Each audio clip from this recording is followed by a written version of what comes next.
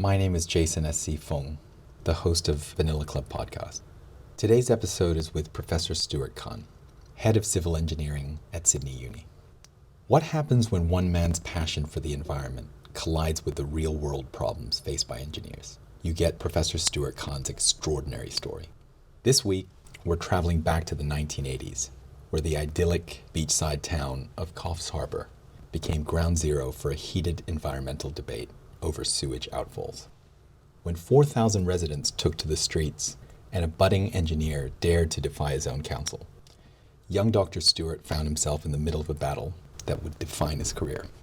Join us as we explore how this firestorm of ethics, innovation, and community values inspired one of Australia's leading water engineers to reimagine wastewater management for the future. Listen to an expert's take on how water is a defining issue, maybe the defining issue of our times, and how engineering can go beyond technical fixes to shape a more sustainable and socially conscious world.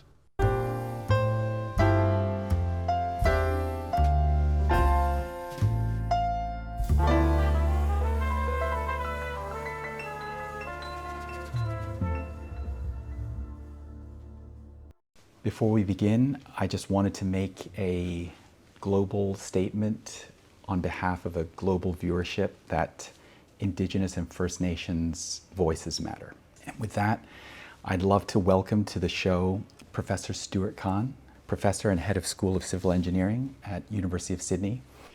I wanted to jump to 200 plus peer-reviewed journal articles. I'm married to an academic, so I know exactly that the adjective peer-reviewed means something very, very, very significant. There's a huge list of associations. You're a non-executive director at the International Water Association. You've got a talk on April 3rd that I saw. There's no such thing as wastewater coming up, which is really exciting. And I just wanted to thank you for coming on our show. We talk about simple wellness. We're organic vanilla farmers in North Queensland with a wellness retreat associated with the plantation.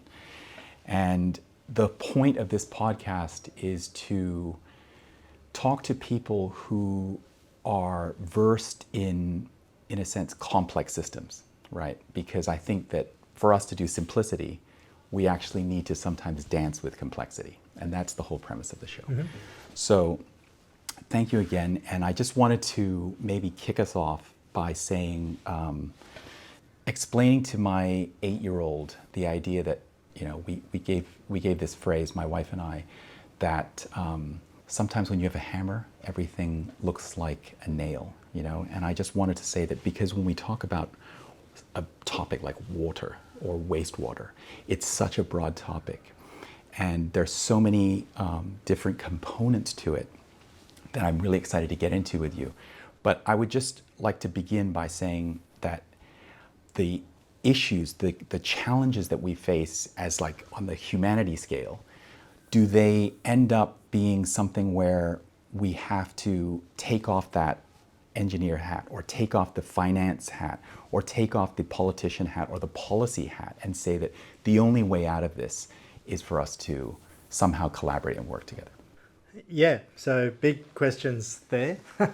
So I guess in Australia, that is exactly what we've found, that we have major long-term water management problems. We have competition for water resources, competing users, but also competing with cultural values, with recreational needs, environmental outcomes. And I guess Australia's had a couple of goes at trying to build collaboration and to build a framework that we can start to assess all of the different competing issues and bring them together. The most well-known, of course, is the Murray-Darling Basin Plan, which tries to do that, which tries to identify what's a sustainable amount of water to be used by agriculture and how do we implement that when we have historical over-allocation. So how do you start to claw some of that back, which has social impacts, has economic impacts? how do you do that in a way that increasingly, and it's not something that was in the original Murray-Darling Basin Plan, but increasingly recognises cultural values and uses of waterways? And how do you then start to distribute what remains in a way that's going to be sustainable, socially equitable, socially acceptable, and with positive economic outcomes as well? And the Murray-Darling Basin Plan is really a lesson in showing us just how complex that is. And we can talk about it as collaboration, but there's a bit of warfare going on at the same time. You know, there really are competing interests that are not happy with certain outcomes and policies. So it's certainly not something that we've got the answer to on how to do that in a collaborative way. There are other big frameworks that I think are just as important, or should be just as important, as the Murray-Darling Basin Plan, Murray-Darling Basin Act, various components of it.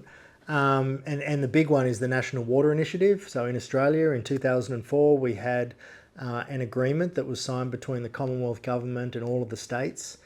The situation that we start with really in Australia is in 1901, when we signed the Constitution. We ratified the Act of English Parliament signed the Constitution. Water, the rights to manage water, are very much vested in the states, and public health, which is very relevant for drinking water. So these are state-based responsibilities. Section 100 of the Constitution actually says that the Commonwealth will not interfere with the rights of the states to manage water for irrigation, and not in exactly those words, but that is what it says, that it's their right, and the Commonwealth will not interfere. So things like the National Water Initiative are really ways to try and say, well, okay, that's what we're handed, that's the legal situation. How do we bring that together and try and cooperate? And so it is about putting what the various states and the Commonwealth can on the table that they can all agree with. So we did end up with a very important document in 2004 as a consequence, eventually signed by all of the states. Some of the states were a bit slow to come on, which does lay out a plan for the future, for how we share water, how we use water, for optimising outcomes, etc. There's very little, if any, mention of Indigenous interests in water, so that's a big oversight. But the current Commonwealth Government, they've been very slow. We don't hear very much on a continuous basis, but there have been steps taken, not necessarily to renew the National Water Initiative, it's over 20 years old now, but to update it. They're talking about a new document called the National Water Agreement, which hopefully will create the basis for future collaboration. So it's not easy. We've been working at it for more than 20 years. There's been a lot of blood spilt along the way. Metaphorically. Metaphorically. There are lots of unhappy, there's been plans burnt in the streets of Mildura. We've seen a lot of unhappiness around efforts to manage water more collaboratively, but that is the path that we have to be on, and that's the only positive outcome really, is to try and have some sort of a plan that we can in some democratic way all buy into and agree with, and work towards a common goal of more sustainable and more fair water resource allocation and water management in Australia.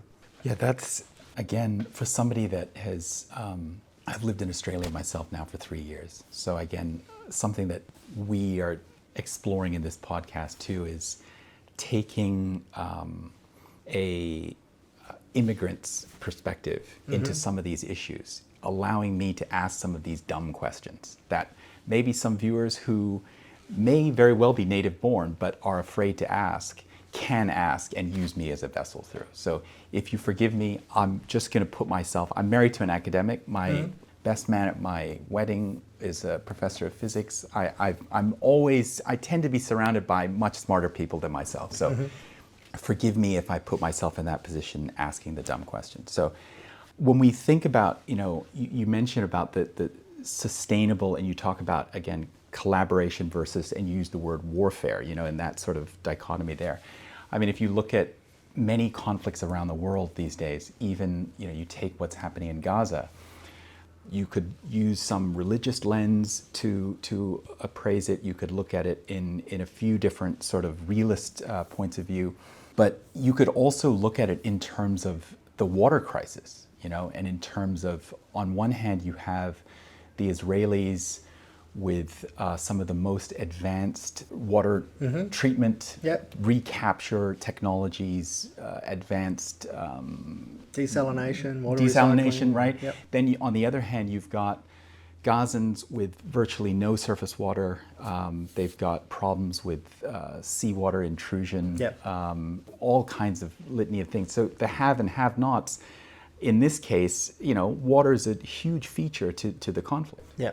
So it's not unique, but absolutely it's a huge feature, and especially where you have a situation where there are limited water resources to start with, as you just described, and after a year or more of what's been going on in Gaza and the whole of the Palestinian territory, those resources, the infrastructure has been largely destroyed, and we know that drinking water supplies are and lack of hygiene associated with lack of water. So when you don't have water, you can't flush toilets, you can't bath, you can't shower, and they're the major uses of water, and not even counting the fact that you might not have clean water to drink. That is a huge public health risk, and a huge public health risk when you have conflict, puts the side that's suffering the huge public health risk at significant further disadvantage. You're not going to have a healthy population. It's very difficult to survive in that type of environment. It's certainly not the first time that access to water resources has had an impact on conflict. There are many conflicts around the world where countries have intentionally or otherwise used water resources so that they don't flow on to the next downstream community. There are cases, certainly, going back to World War II, the English were bombing dams and things because they know that if you take out a major water supply, you significantly impact the opposing country's ability to continue to persist in warfare. So yeah, water definitely is something that, because it plays such an essential role underpinning just about everything that happens in society, and it's essential to live, if you can limit supply to water, which has happened many times, you can have a very significant negative impact on who you do that to. So Australia would be considered a dry continent relative to the other, again, outside of Antarctica. When you look at freshwater supplies and rainfall, we often refer to Australia being the driest inhabited continent, which means exactly what you said. Outside of Antarctica, Australia is the driest continent per land area for the amount of water resources available. We also have a lower population density than many other continents. So in terms of access to water and severity of water shortages, we haven't necessarily experienced some of the same extremes that you find in other parts of the world, because that water supply resilience is a function not just of the amount of water that's available, but a function of the demand upon that water as well. But we are a naturally dry continent, and that is something that we do need to learn to live. Not only are we dry, Australia's climate, you don't have to have been here for more than 3 or 4 years to know that often the water that we do have available, including to big cities like Brisbane and even Sydney, doesn't come in a nice, even, average flow. If we talk about the average amount of water that's available, it comes in extreme droughts and extreme floods. And especially the further north you go, the more that is true. We have a wet season and we have a dry season. So the availability of water is inconvenient, let's say. So simply just looking at how much water you have on the continent actually underestimates the difficulties associated with access to water, because you also need to take into account that temporarily variable availability of water. And of course there's a major spatial or geographical variability as well. We have some areas that are tropical and have much more access to water, and some areas that are desert. It's more than just the average, I guess. Absolutely. So it's also the swing, as you say, in the extremes. Like as we speak, right? I think North Queensland is cut from Brisbane right now due to in the west, extreme inundation. So we have an annual pattern. It's not necessarily perfectly reliable annual pattern. We can have failed wet seasons, but we do have a wet season and a dry season in the north. But overlaying that, there are longer term patterns, if you like. They're not necessarily patterns that you can extrapolate and predict what's going to happen next year, but there are longer term patterns of longer wet periods and longer dry periods. So Sydney had the whole east coast of Australia had quite a severe drought that we refer to as the Millennium Drought from about 2001 to about 2008, 2009, depending on where you are. And we can have severe droughts that go for most of a decade. We can also have longer term wet periods as well. So there are different patterns, I guess, that are superimposed on top of the regular sort of wet and dry that you get. So with the undergraduate students, and I guess more for the undergraduates, maybe some of the postgraduates, as they get towards the end of their civil engineering degrees and they're looking ahead at their economic prospects, what are the sort of engineering challenges that you talk to them about? Like take us into the classroom a little bit, to maybe that mentorship session where they're thinking about translating their knowledge, the degree here at University of Sydney, and connecting that with the economic needs of society at large. So Australia at the moment has a severe shortage of skilled engineers, and that includes civil engineers, and civil engineers as well as chemical engineers tend to provide the engineers that we need for much of the water sector, for drinking water, for wastewater, tend to be largely civil engineers, but also chemical engineers working at water treatment plants. And we have a huge shortage, and that's a real problem for the industry. The industry is calling out for skills. There are many, especially the smaller communities, small towns, I don't mean really small communities, but small towns that struggle to be able to find people with the skills to operate their water treatment plants. It's an absolutely fundamental service that needs to be done well, very well, in all communities. And the same applies to wastewater management.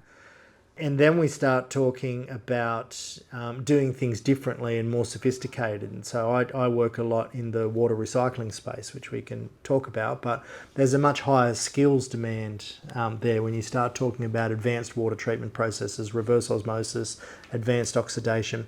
It's very hard to find people with that experience, but even with training, with appropriate training, to be able to operate those types of schemes with the levels of competency that would be required.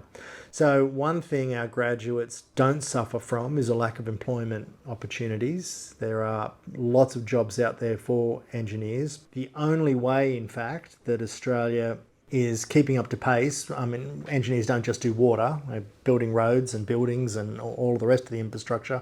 The only way that we're keeping up to pace with the development that is going on now and is planned for the next decade is through skilled migration. More than 50% of the engineers that get employed in Australia each year come in through a skilled migration program, which actually, when you think about it, makes us a little bit irrelevant. We start talking about changing the way that we're teaching engineers. We start teaching things like ethics in engineering and new sorts of initiatives that haven't traditionally been there. But then you have to think about, well, how much of an impact are we actually having when we're only providing the minority of engineers going into the workforce each year? Most in your own country. Right. Most of them are bringing their skills from other countries, and we can't influence their education programs. They're not learning Australian standards, for example. So to me, that's a problem. We need to educate more for a start. But from the student's point of view, it's a good thing because it means they're very much in demand and won't be short of a job until we go into a major recession and everything slows down. And there doesn't seem to be that doesn't seem to be on the horizon. So they can get jobs. The problem that the water sector has then is, well, why aren't enough of these students coming into the water sector? And that's because the water sector actually doesn't pay as much as the mining sector in particular. Mining comes first. That's where the big bucks are for engineers, especially if you're happy to go and do a fly in, fly out lifestyle for a couple of years. You earn a lot more than you'll earn operating a water treatment plant.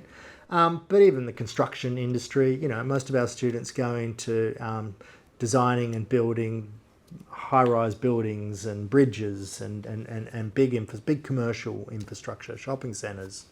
You earn more by doing that.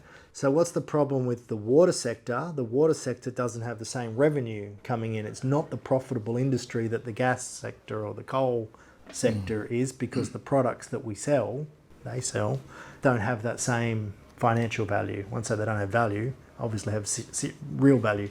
So therefore, the profit margins aren't there in the water sector. Therefore, they can't compete with wages the same way that mining companies and construction companies can. Therefore, it's less attractive to students to go there. And that's why they have this skills crisis right now. So to a degree, part of my pitch to students is to understand just how important the water sector is, acknowledging that you might not be paid as much as you might be somewhere else, but not all students are entirely motivated by money. Money really is important when we're in a cost of living crisis, especially if you want to live in Sydney. It has to be something you think about, especially when you've just come out of a 4-year degree at university, probably earning not very much. It is important, but many students, and I think increasingly, are motivated by an industry, one that's great to work in, and the water sector is in Australia. People know each other and they collaborate and they work with each other. And two, that you actually can rest assured that you're doing something that is a fundamentally important service for society. That drives me, and I think it drives many of the right students, not necessarily all of them. But that has to be part of the message, because you can't win engineers to the water sector on dollars alone. That's my pitch to them, is that it's so important, and it's a fun sector to work in, which it really is. I have now, I've taught water engineering for more than 20 years, including undergraduate classes and master's classes and PhD students. I've got graduates that I've supervised everywhere in the water sector, which is great. I've completely infiltrated Sydney Water and Water New South Wales and the pricing regulator and the government departments. So one, that's good for me because I can sort of work my way into the various organisations when I have a reason to do so. But two, I can help students network a lot and help to build those networks, and they do build them, and it's really great to see people move around between all of those different parts of the sector. So can we just talk about some basic science? So when we talk about a wastewater treatment facility, again, and we talked about recycled wastewater, and again, I think that's the subject of your public talk. Yep. These are the same molecules, right? Yeah, glad you started The historical Jesus, Yep. as he walked the earth, there. we could be drinking the very same water, right? People normally say dinosaur pee, but if you Dinosaur want to say pee. Jesus' pee, that's Right, okay.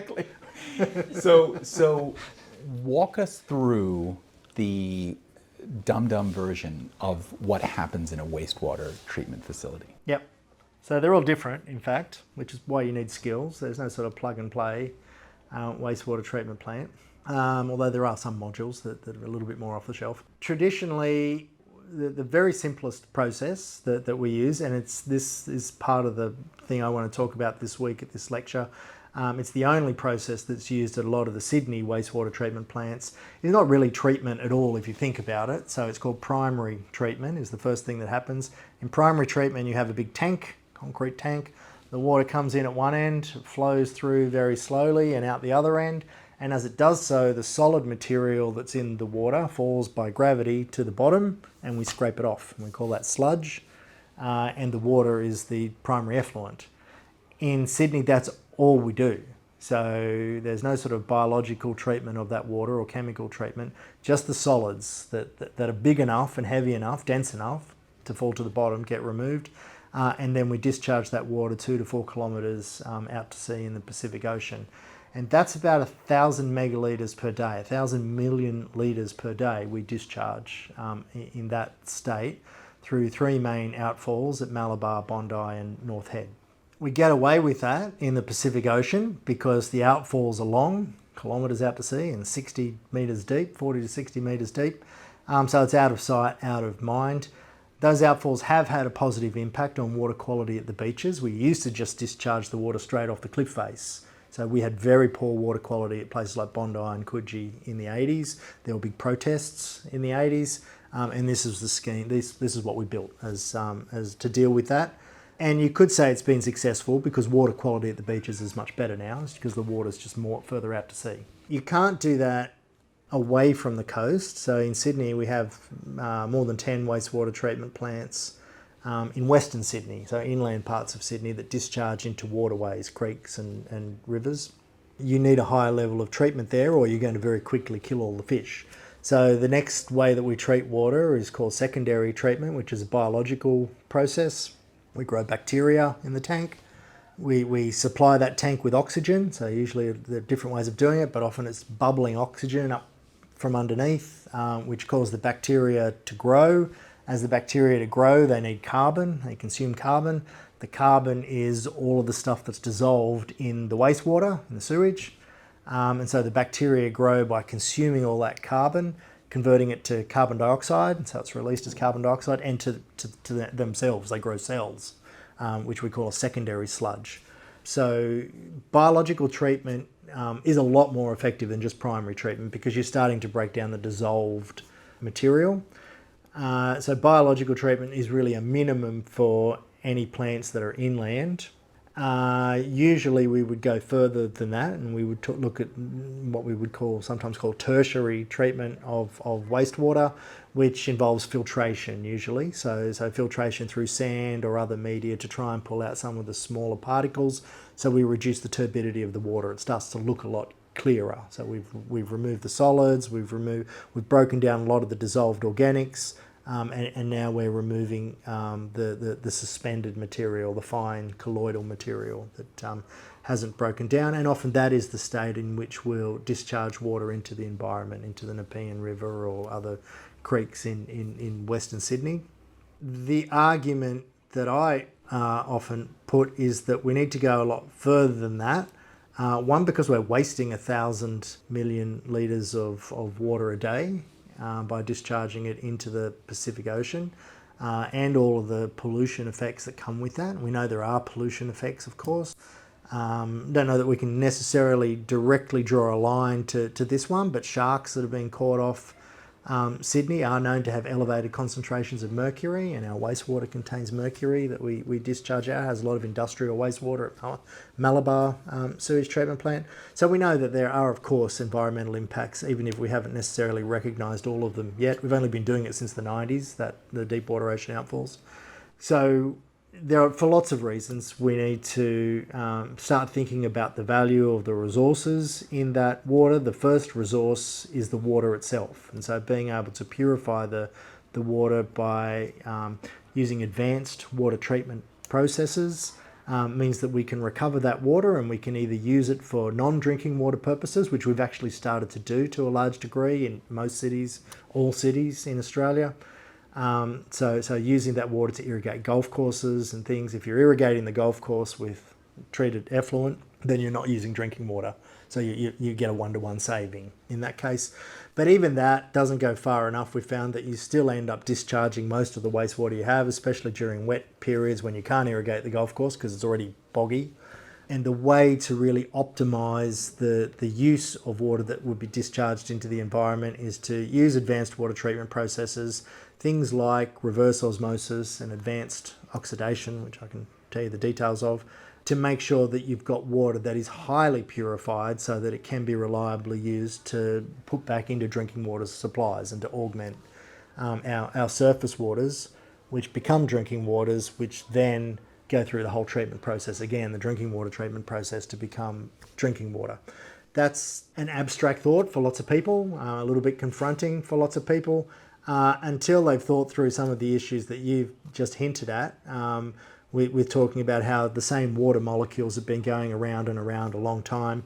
Water recycling happens naturally every day, and it certainly happens, I wouldn't even call this naturally, but it certainly happens everywhere you've got an inland wastewater treatment plant. There are many examples of that wastewater flowing downstream, becoming part of the natural water in the river again, and then being taken out as a drinking water supply.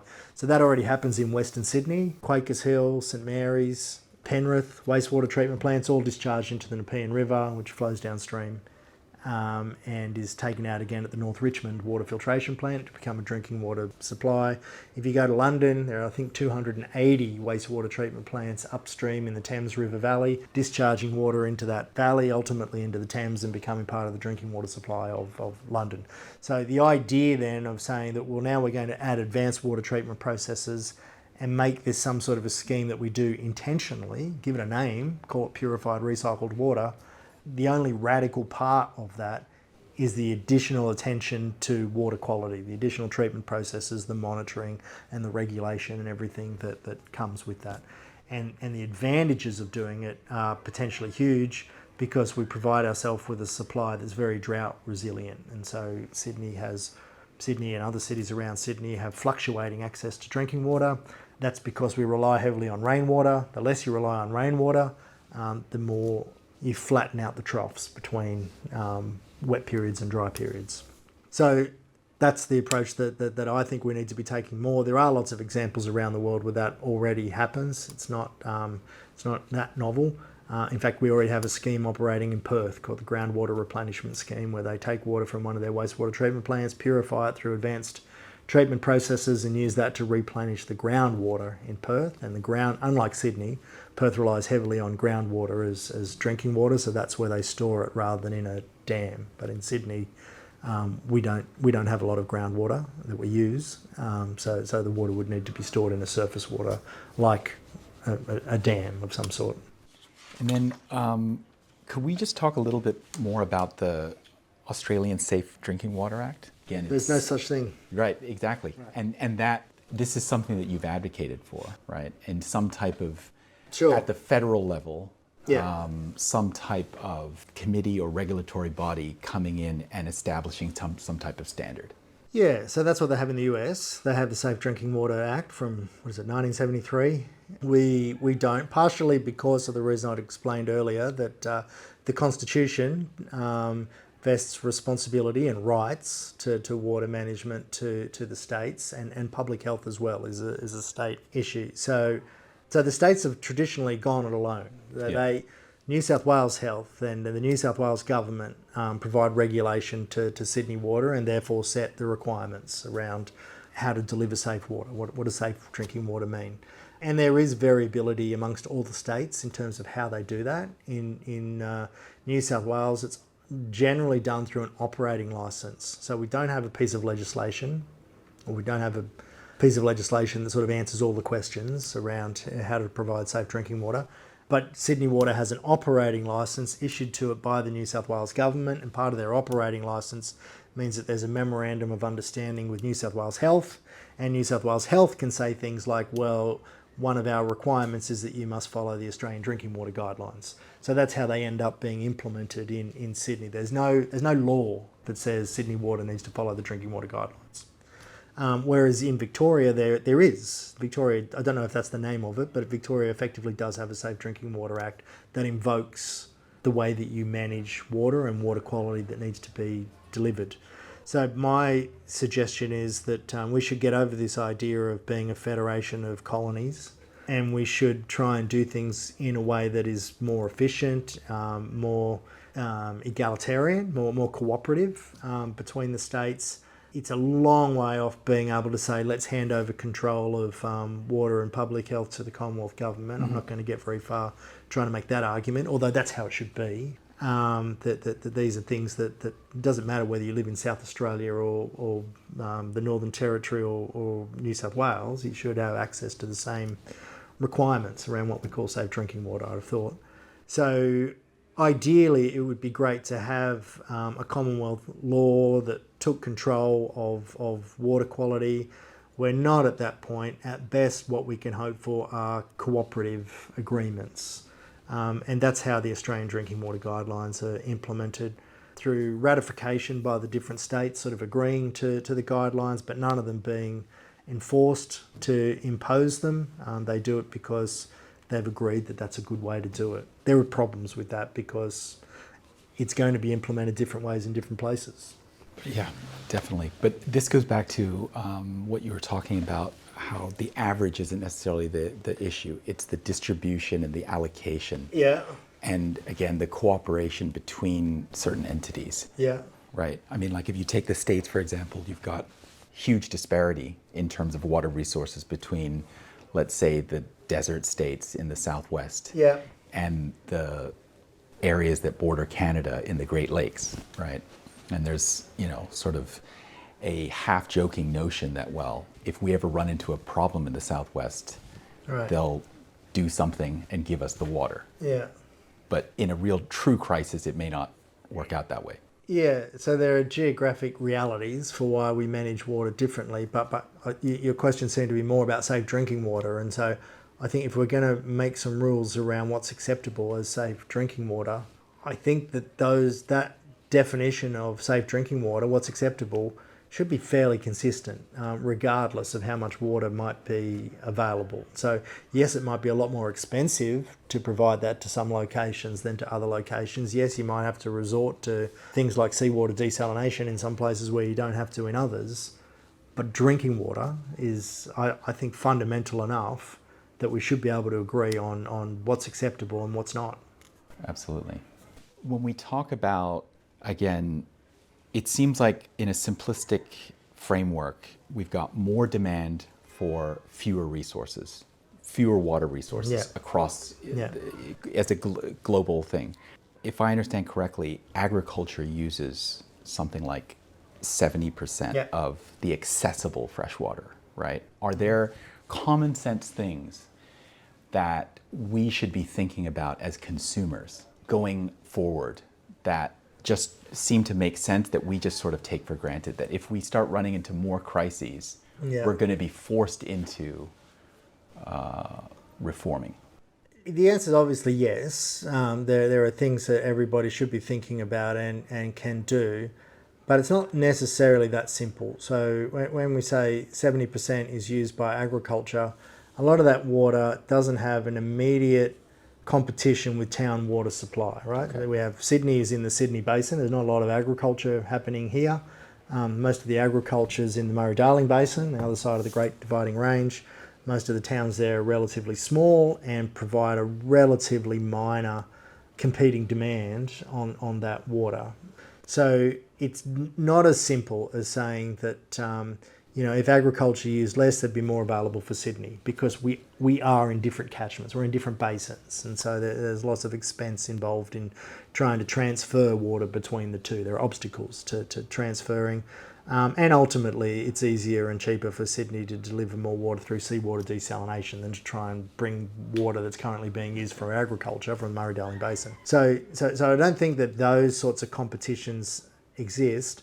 However, there are clearly problems with allocation of water in the Murray-Darling Basin, and it's more the environment that misses out rather than the towns necessarily. There is some competition, but certainly environmental values. So we've seen things like the fish kills, etc., in the Darling River. We've had big algal blooms, cyanobacterial blooms in the Darling River and others over decades, actually. So there are environmental impacts that are very serious and do threaten the long-term sustainability of some of the environmental values, but potentially some of the agricultural uses as well, if we can't find a more sustainable way to manage the water. And I think that is important for people to understand, because part of the problem, and it does come back to money. I was saying before that the water sector doesn't have a valuable product that they sell and therefore can't pay the wages to employ the. But it also, the low price that we pay for water reflects a low value that we put on water, which means in order for agriculture to be a profitable industry, right, they need to make a profit. They need to be able to sell the produce for more money than what it costs for them to produce it, and one of their inputs is water, and we rely on water being cheap. But really, if the cost of water increased, then the cost of the produce would need to increase in order for those businesses to remain sustainable. And I think that's the kind of thing that should come back onto consumers to understand that, yeah, we love cheap tomatoes and lettuces and cucumbers, and berries aren't exactly cheap, but we wouldn't want them to be more expensive than they are. But part of that cheapness, part of that low cost, actually comes from not recognizing the true value of one of the key inputs that went into producing it. So if there were going to be price rises, which are never going to be popular in a cost of living crisis, but if there were going to be price rises that meant that farmers were paying more for that water, and therefore that water was being used in a way that competes with other higher values, that would potentially have important outcomes in terms of directing that water use to where it's going, using less of the water as it becomes a more expensive resource for farmers, and they optimize what they're growing with less water, and it's the ultimate consumers that are going to end up having to pay the price for higher cost fruit and vegetables. I think that's not a popular thing to suggest, but that's ultimately where we have to go. That the balance has to shift in that direction if we want to have more sustainable use of limited, finite resources. But would you say that water is just pretty much across the board underpriced? So there is a market now, right? So for agricultural water use, so arguably the market, water is priced as the market dictates. It's absolutely underpriced for potable water, for drinking water supplies, and we can see that right now in Sydney, where you have Sydney Water putting in an application to IPART, the pricing regulator, to increase prices significantly, 30 or 40% increases, based on the need to build infrastructure. And that infrastructure has two main components.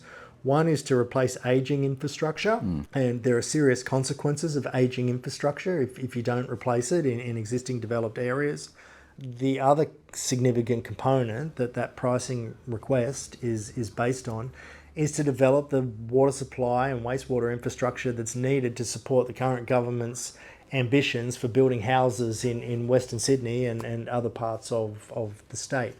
So if you have a situation where the water utility who's responsible for doing these things, maintenance and new development, are saying that they can't do it without having more revenue, without raising prices, then that should tell you the water is underpriced, that somehow we need to bring more money into that system to be able to build and maintain the infrastructure that is needed.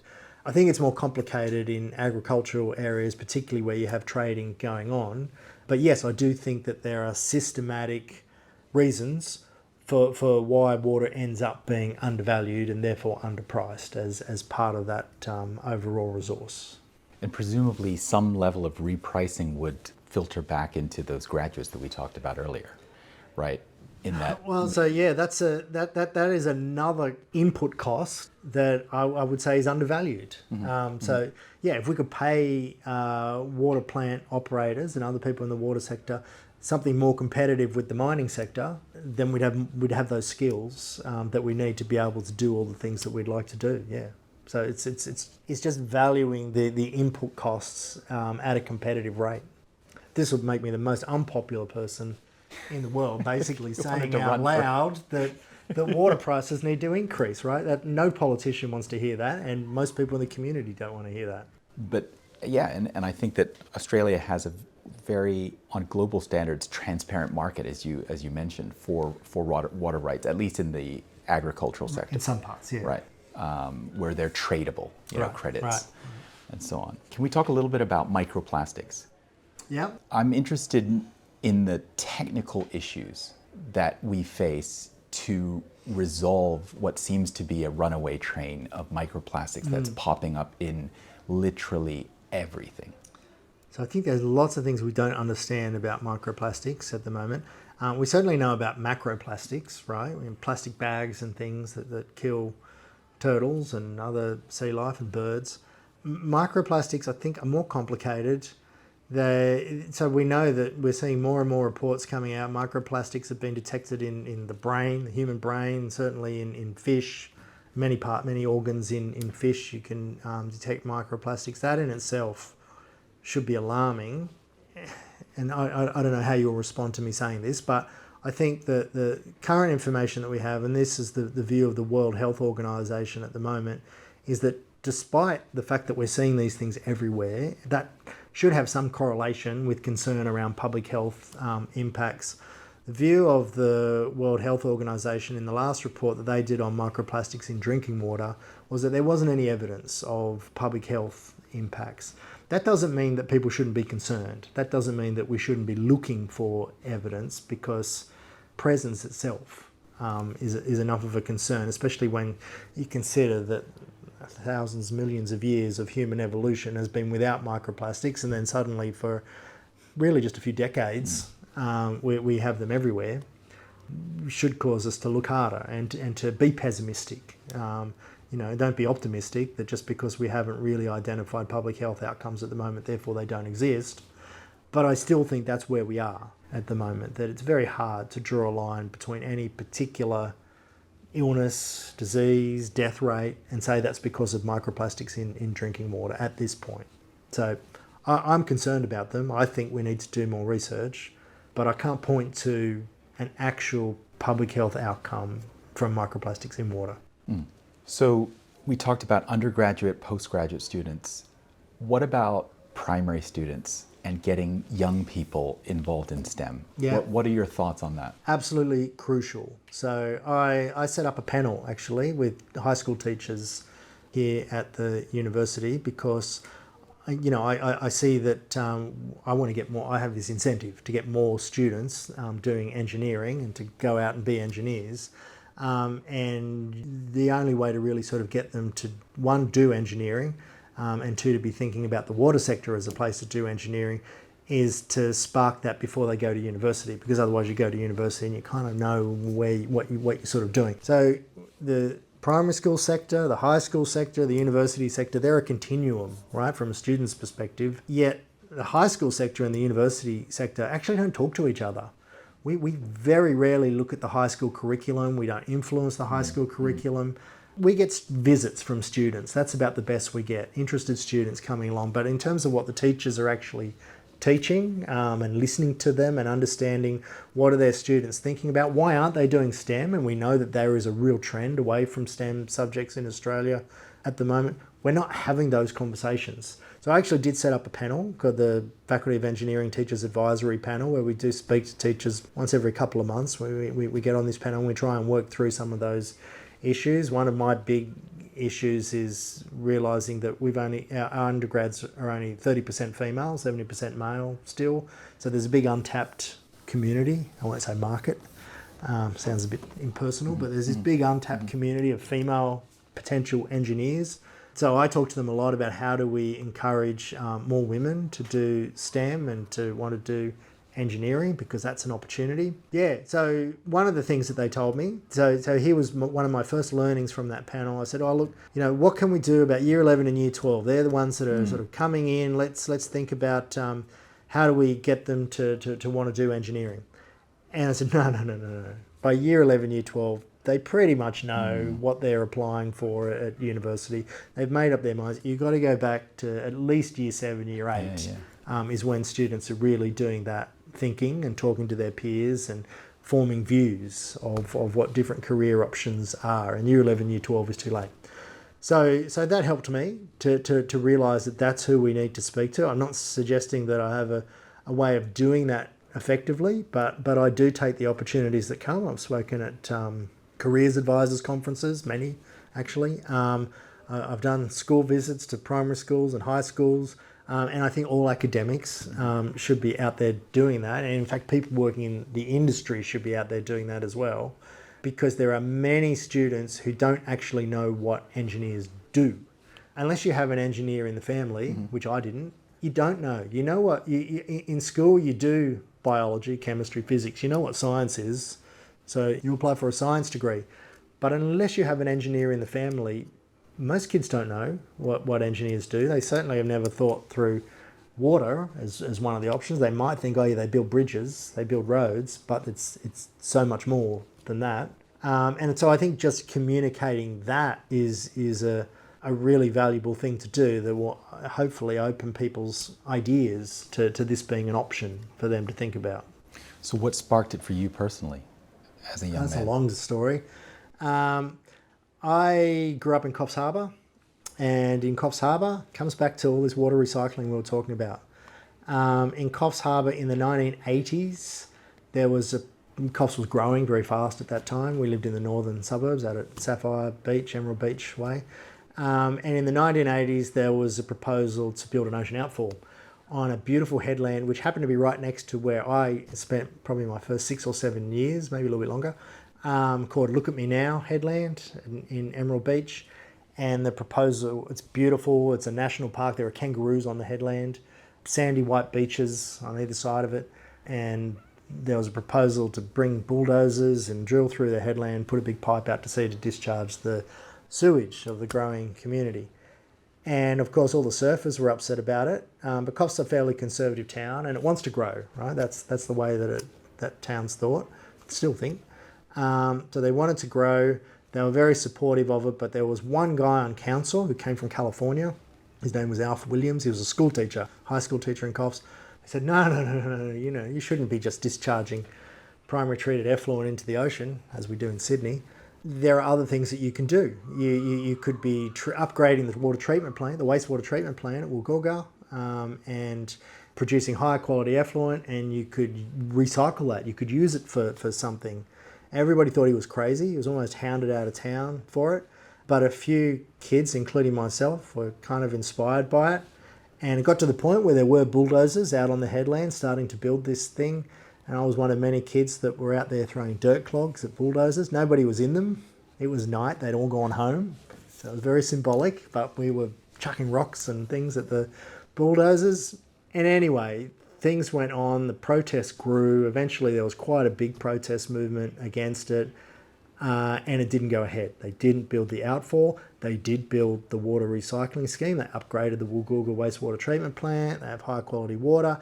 And now that water supports a thriving blueberry industry in the northern suburbs of Coffs Harbour. So Alf was right, and I was right, even though I had no idea. I was just parroting Alf. And that's the answer to your question. That is really how I became interested in managing water in better ways. That's fantastic. So, and again, really, Dr. Khan, thank you so much for coming on with us. This is a great chance to sort of span, many different subjects and explore what is, it's so cliche that it's this vital resource. Yeah. It is the essential resource. Yeah. So again, thank you Great. very much. Really Pleasure. appreciate it. Thank you.